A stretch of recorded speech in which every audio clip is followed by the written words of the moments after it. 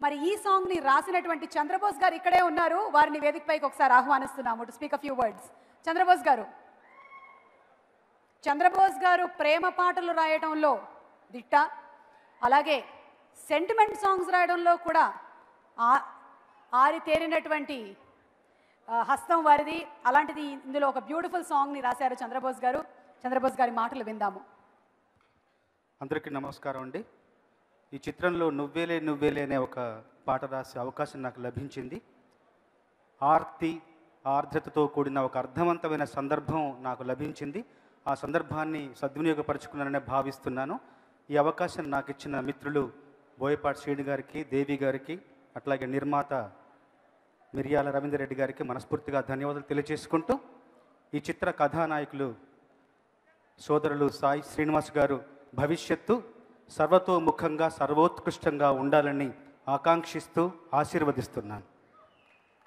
మీరు ఆనవాయితీ ఆ పాట పాడడం అనేది ఎప్పుడు? మీరు పాడకుండా వెళ్ళిపోతే? మీరు అడగడం ఆనవాయితీ కదా.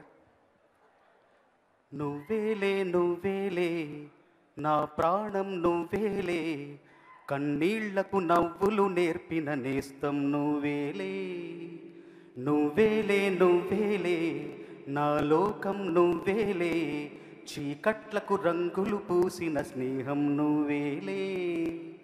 అలసి ఉన్న గొంతులోన మనసు మాట నువ్వేలే, అడవిలాంటి గుండెలోన తులసి కోట నువ్వేలే.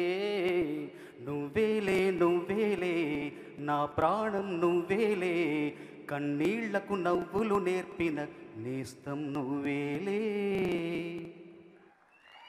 సూపర్ చంద్రబోస్ గారు, కన్నీళ్ళకి నవ్వులు నేర్పించేశారు మీరు, అడవిలో తులసి కోట పెట్టించేశారు. సూపర్ చంద్రబోస్ గారు, థ్యాంక్ యూ.